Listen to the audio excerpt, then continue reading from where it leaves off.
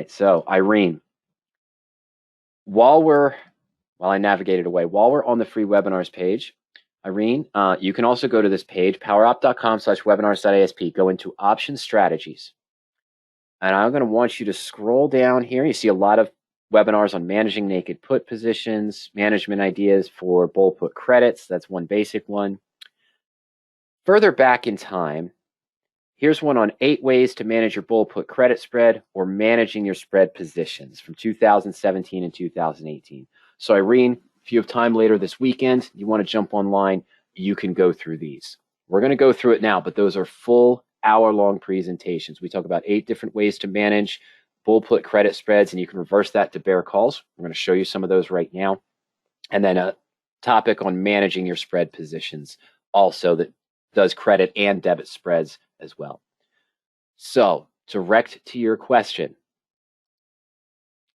What is the decision point when to roll out or let go of a losing call or put vertical credit spread? Are we allowed to fix the losing spread? Sure, Irene, you're allowed to, and you want to know how you would do it.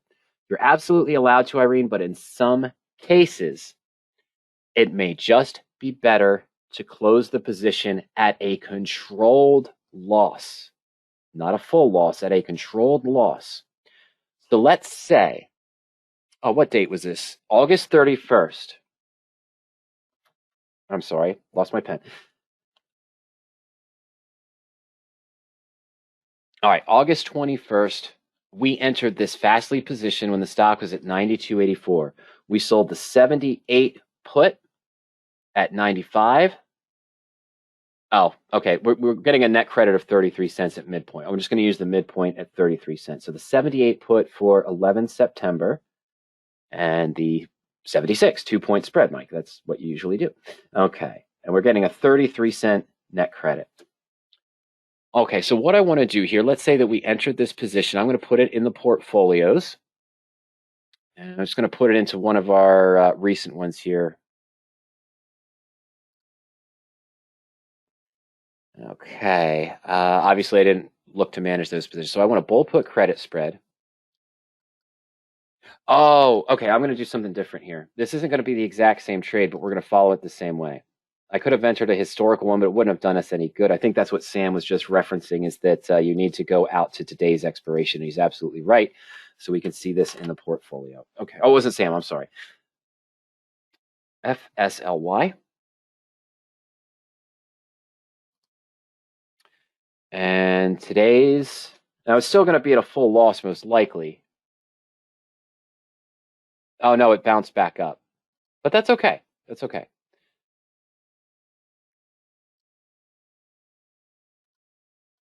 To keep the math simple, we're going to use 1 and 1. And let's say we paid 55 cents for this, and we sold this for 88 cents. That gives us our 33 net credit on our 2-point spread. Now, this position is showing that, of course, we're going to have the full profit, but we know it hit a loss somewhere around mid-September. All right, it took a big hit, Irene. Let's take a look at the stock chart. Okay, so remember, there's the dip. Back here, on around August 31st, we sold the 76. I'm sorry, we bought the 76 and sold the 78. This is when things started to go bad, and this was the bad day right near expiration when you saw that 96, 97% loss on the position, Irene. Okay? 3 things we would look for. Now, when we go back a little bit, Irene, we showed the back testing of the bull put weekly. Okay? And in that back testing, we didn't mention it, but we're looking for certain criteria. When we enter a spread position, so when we enter this on August 31st, what did it have to have? It had to be above its 20-day moving average. That's why I'm showing the 20-day moving average here. I wanted to have a positive MACD of at least 3 days. That was there. Okay? So you might use other criteria, Irene. That's perfectly fine. Any criteria that you use for a stock technical, a moving average, if you use EMAs, Williams %R, anything that you use, if those reverse, that's one of the first triggers where you should start considering to adjust or close the position. So right here, when the stock dropped to about 81, it looks like it closed. What else happened? I know it's kind of hard to see, but what else happened there? Let me use an arrow instead. I want a different color too. Ooh, dark green. All right. Once it dropped below its 20-day moving average, what else was happening? The MACD went negative. This is when I would start considering to manage this position. Remember, it expired over here on September 11th. Roughly, that's probably when that date was, when it dipped again. But here, we're probably on the 4th or the 5th when the stock dropped down and closed probably at 81 or 82. Another general rule, of course, is the 1% rule. If the stock falls to within 1% of my short put strike price, so I sold the 78 put and I bought the 76. 78 is the most important one, the put that I sold. If I was in a bear call, it'd be the call that I sold, Irene. But if that drops down to about 79, it hadn't yet, but the next day it did. It went below it. So I would have definitely closed it or adjusted it on this day so I didn't suffer the 98, 97% loss 2 days later with the 78 strike having closed below it. Okay, so we're below it dropped below the SMA 20. That's a warning, and I saw this go negative. All of the crossover here, excuse me. There was a comment on YouTube. I don't think I actually approved it. I should approve it. But there was a comment on YouTube a couple of weeks ago for one of these discussions we were having about MACD and the bull put, and the gentleman had said he was representing a company, I think it was called Unison Trading, and he said that never trust anyone who, when they start talking about MACD or technicals, it's just a way to sell a product. Well, we're not trying to sell a product. When we ran our historical tests, using the backtesting tools in a different thing, I was trading these bull puts and developing the criteria while backtesting to find the best ones that I thought worked best, and that was that weekly bull put series that's listed there in the default. But again, I'm using the MACD, and we're looking for stocks above the SMA 20. When those change, it is time to consider getting out of the way, rolling, or adjusting the position.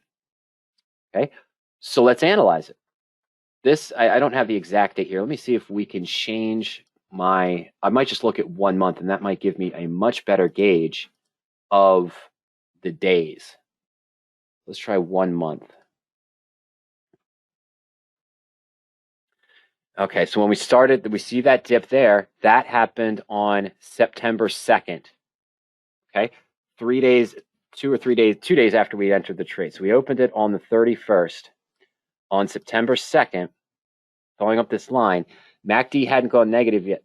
Oh, no, I'm sorry. It was the 3rd. My apologies. It was the 3rd. And we see this MACD go negative, and this happens here. And look, we're still at about 81. We're above the put, but 2 of my technical indicators are going the wrong way. In other words, what I mean by the wrong way, Irene, I wouldn't open that position today if I saw this. If I saw the MACD cross below the signal line and the stock below its SMA 20, it doesn't match my criteria. I'm not going to do it. So those are some of the trigger points that you look for. Any of the technicals that you use to enter a position, that's when you want to look to potentially exit when they go reverse, regardless of what you use. Now, I also look for a standard probability of 85% or higher. Some investors choose to use a delta, meaning a delta of that short put would have to be less than 0.2. Okay, and if that delta goes up to 0.4, then they'd consider rolling it. If my probability of that short put I sold, the 78 put, went from 87% probability above when I opened it, and it's dropped down now to 70, that might be a trigger to manage as well. And then, of course, the 1% rule. September 3rd.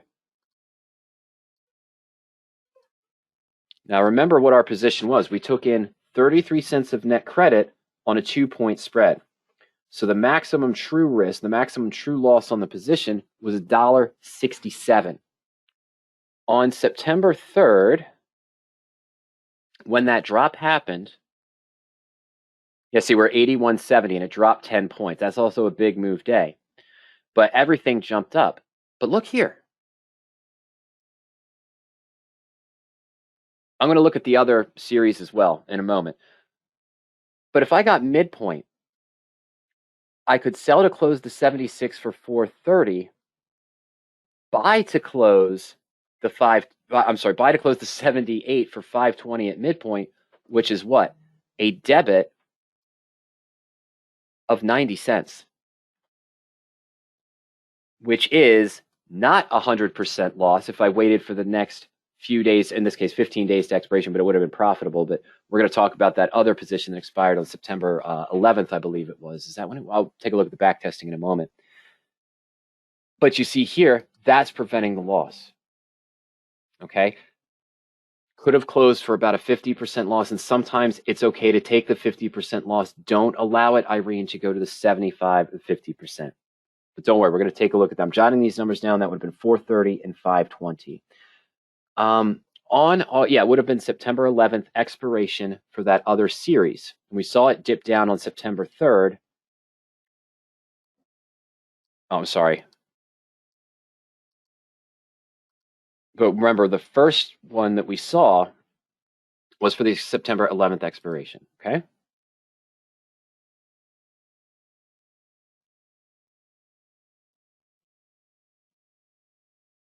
I'm still on September 3rd. It's loading the 11th. So let me just make sure here. Yeah, FSLY was the 11th of September, opened on the 31st, okay? So what I'm trying to do here is look at our prices going back in time for that September 11th expiration. See here, the stock was at 76.04. That's why I took the 96.7% loss, okay? So we know this was $2 to buy to close, and the 76 you're not going to get much for. That was at the closing prices. Why am I bringing this up? Well, because I want to see on this date here, if I go back previously, just the next day, it dropped 656. So that's the tough thing. Even the day before, this was at a profit, which is going to bring me up to an important point.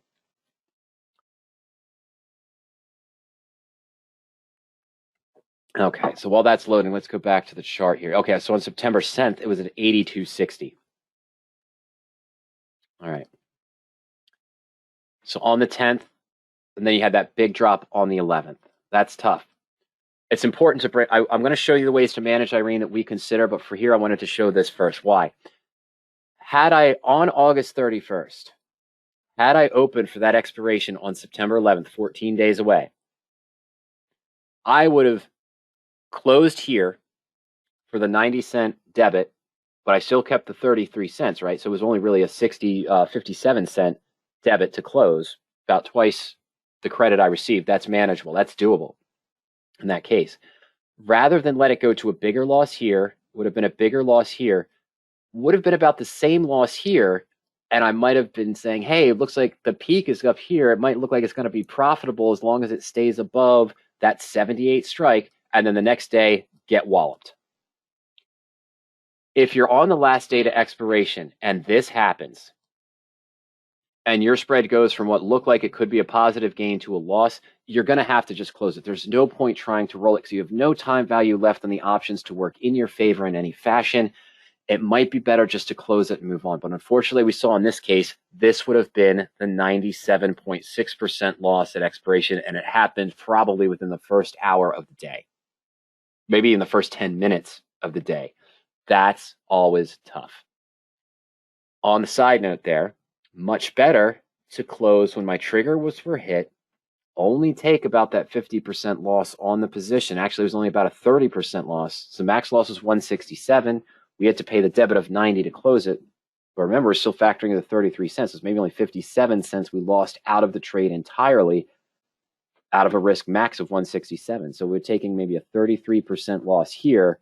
I'd much rather take that than this would have been the 40 or 50% loss here. This would have been 40 or 50. This actually would have been 50 or 60, maybe closer to 80. This would have been 40 or 50 of the max loss. This might have still been at 30. This might have started to look profitable, and then instantly you're at 100% loss. So it's better to get out of the way of the freight trade, especially if you're unsure. But if the trends reverse where you wouldn't open the trade to begin with, that's the other thing. At this point, when the stock was below the SMA 20, the MACD had crossed negative, Irene, I wouldn't open this position.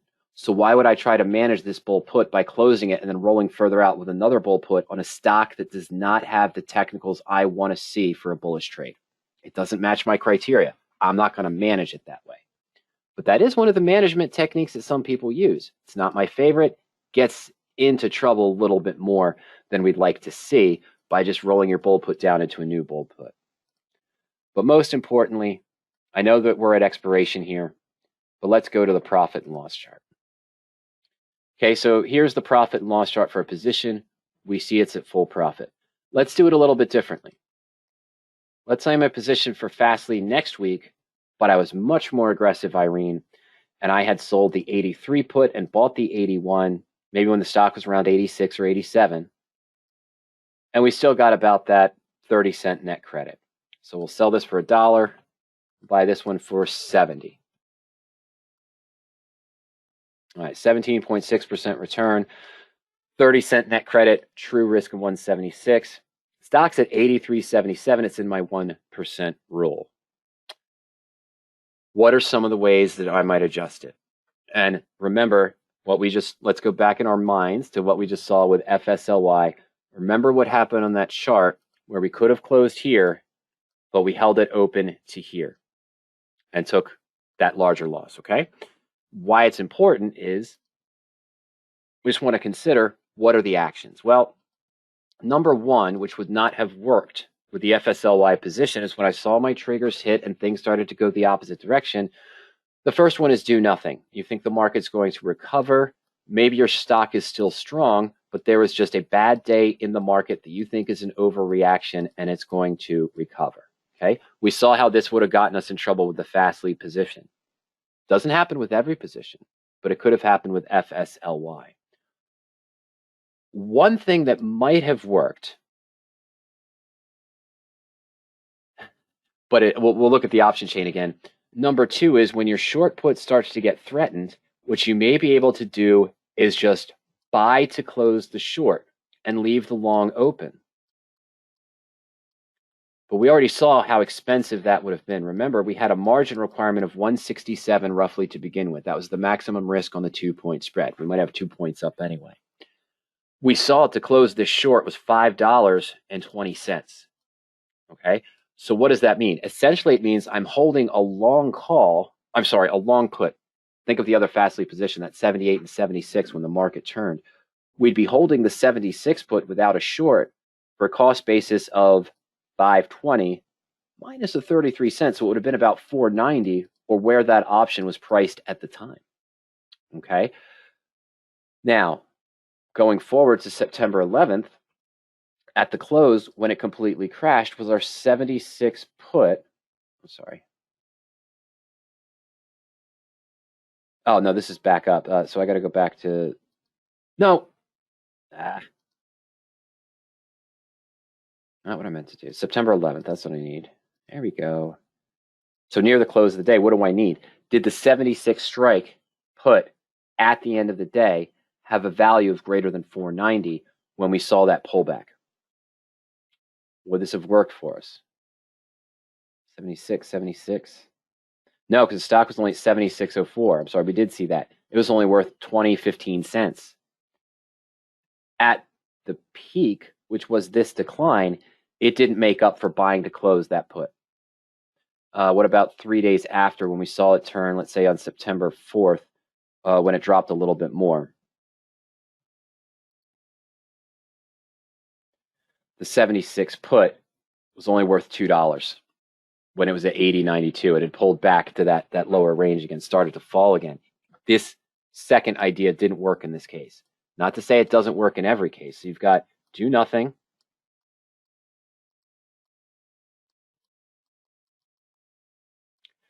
Two, just close the short and leave the long open, but that's very risky, especially when there's an increase in volatility. This is out of order, by the way. Number two is just close the entire position. And that's what I probably would have done on September 3rd.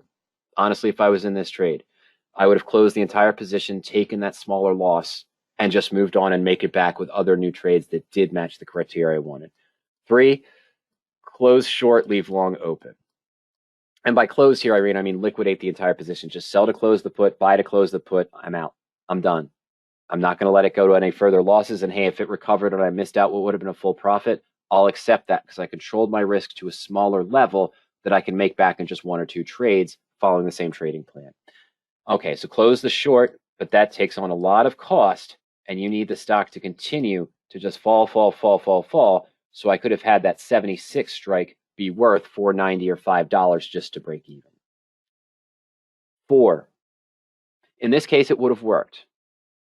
But you would have had to do one of two things. So number 4 is typically close the spread, or what we call rolling it. Close your spread and open another, but it's going to have to be what? To make back that 90 cents, remember this spread I originally opened was only about 30 cents, 33 cents with that 85% probability I want. I still want an 85% probability if I'm closing this spread and moving to another bull put. But how am I going to get 3 times the premium of 90 cents to make back the break even? Okay, or 57 cents because we factor in the first original 33 cents we took in. So let's call it 57 cents, which is twice. So when I roll out, excuse me, when I roll out, I'm either going to have to double the number of contracts to make up for the monetary amount it cost me to close the position or that I lost on the initial spread, or I have to widen the strikes. So this was originally a 2-point spread. In order to get closer to that, let's say 57, 55 cent net credit I need, I still might sell, let's say, okay, the stock was at 76, so I might be selling the 70 put, and I might be out now to end of September, October, likely mid-October.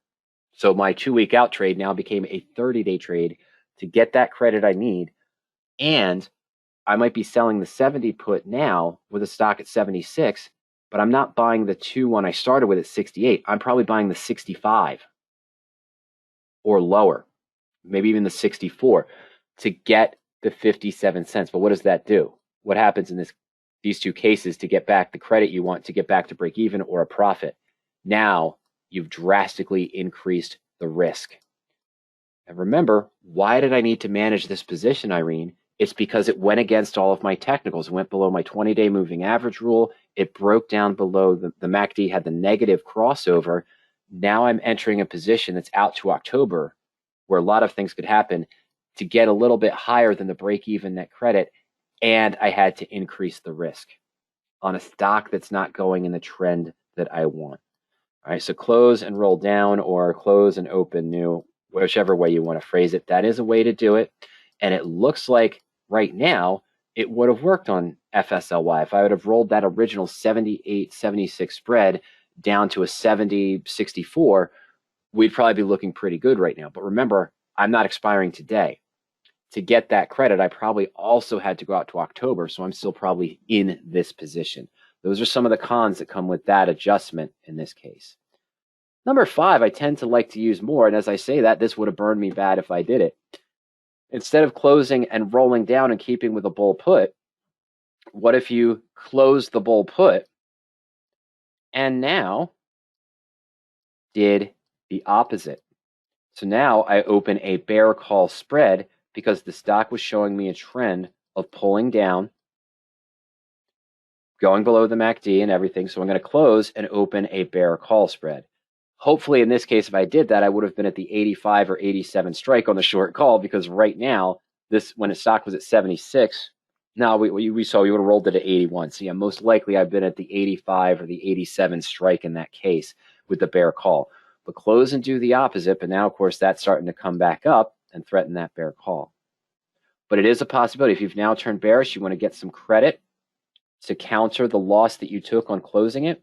You could close your bull put and open a bear call. If you're in a bear call, you could close the bear call and open a bull put.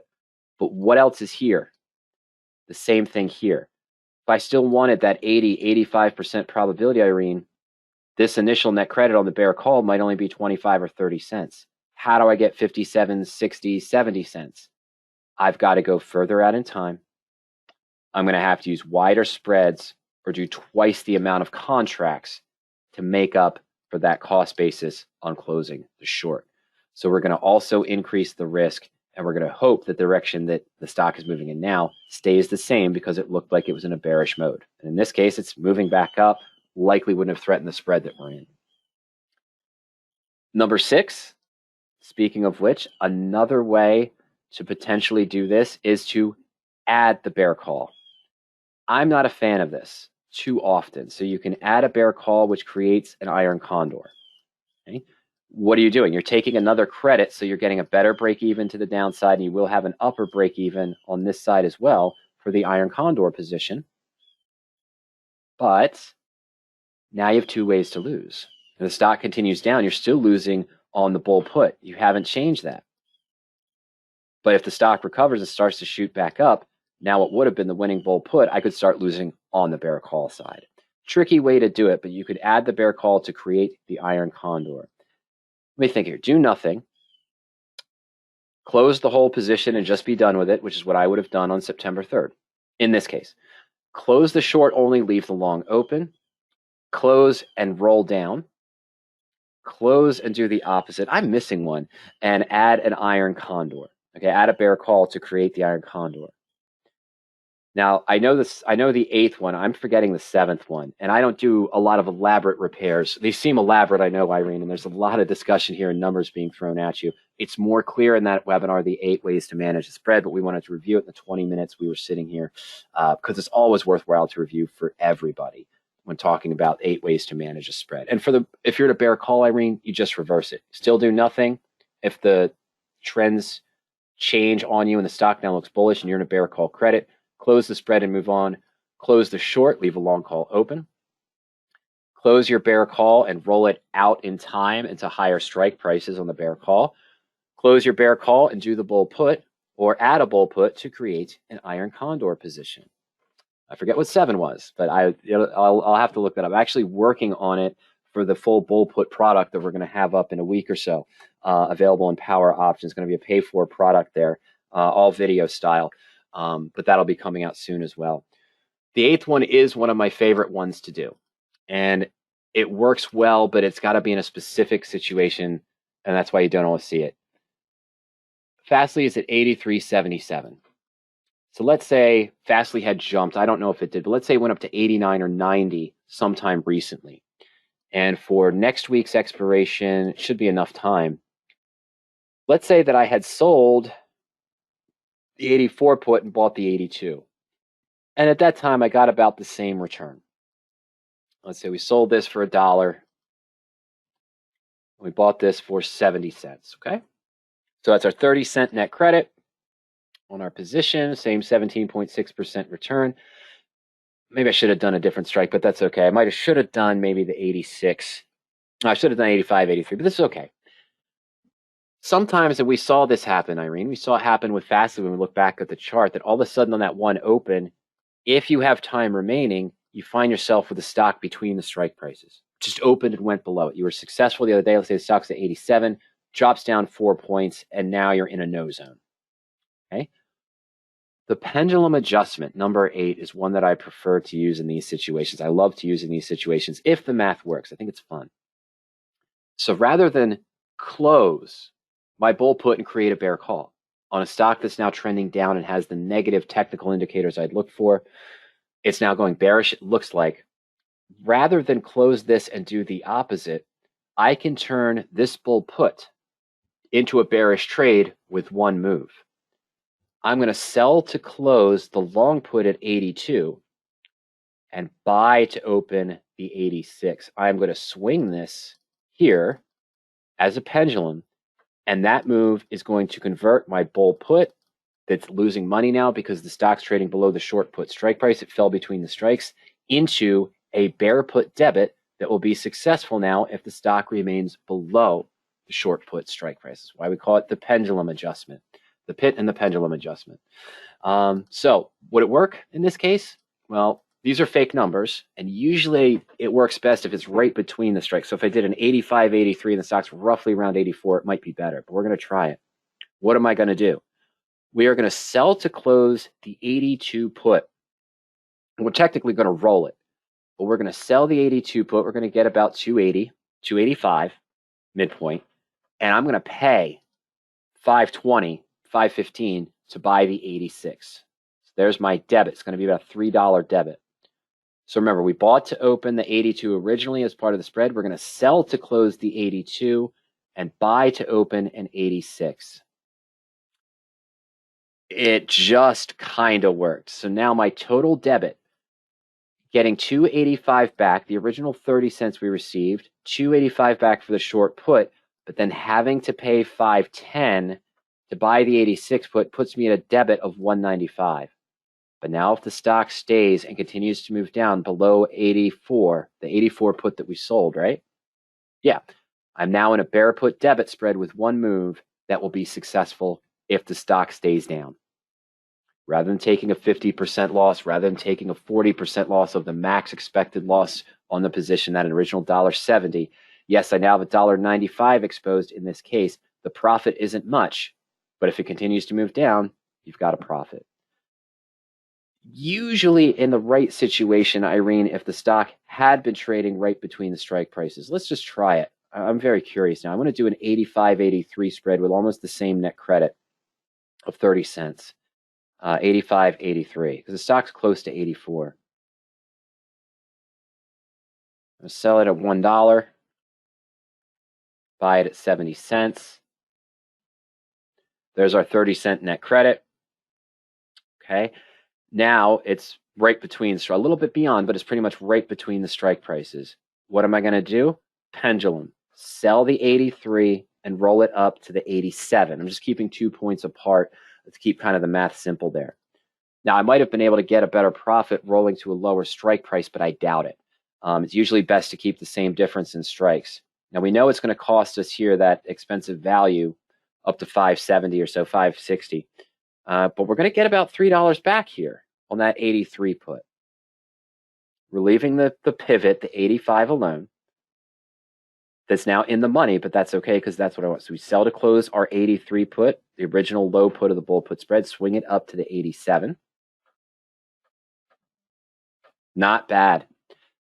This is what I usually see when it's right between the strike prices, Irene, that I can't, if you have time left, and by time I mean more than 4 or 5 or 6 days to expiration of your position, your initial position. I'm not changing the time frame. It's only 5 days to go.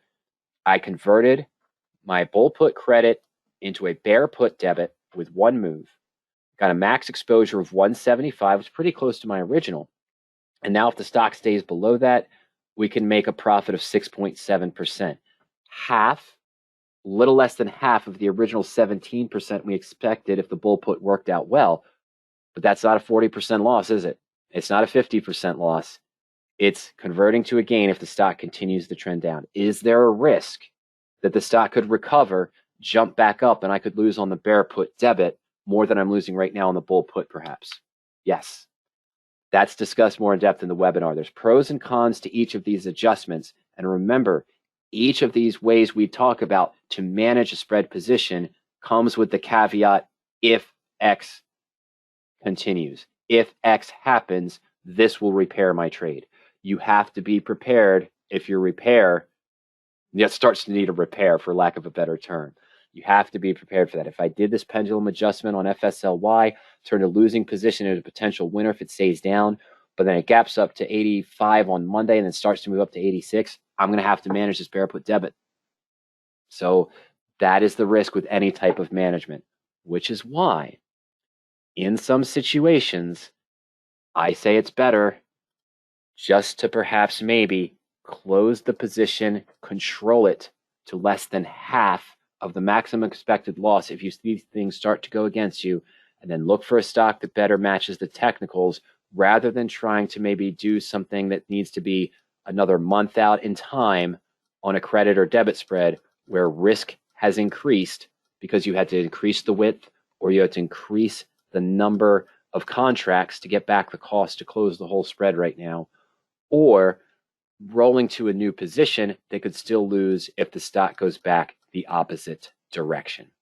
So maybe just taking that loss here is okay. Make it back with 2 to 3 other trades with your average trading plan rather than try to force this one to be a longer term trade potential or increasing the risk if what you expected to happen next with the repair doesn't happen. Okay? Great. So that's the review of our 8 ways to manage a bull put credit spread. Use the Fastly example. I think that worked out well. The full presentation, again, remember you can find it on YouTube. If you go to our YouTube channel and Power Options and you look up credit spread management, you can even look up 8 ways to manage a bull put. You can watch it right on YouTube. But of course, you could just go to the webinars page at any time, go into our options strategies section, powerop.com/webinars.asp. And you scroll down here and you see concepts on credit and debit spreads. Should I close my spread at 50% profit? There's a discussion there too. But yeah, further down in 2019, we get into some of the credit spreads. Credit spreads beyond the basics, part 1 and part 2. 8 ways to manage the bull put credit spread. And this one also does discuss a little bit better than that 10 minutes I used at the beginning, Irene. It's more fluid, discussing the trigger points one might consider and when they might consider using. But I think that Fastly example, I liked it a lot.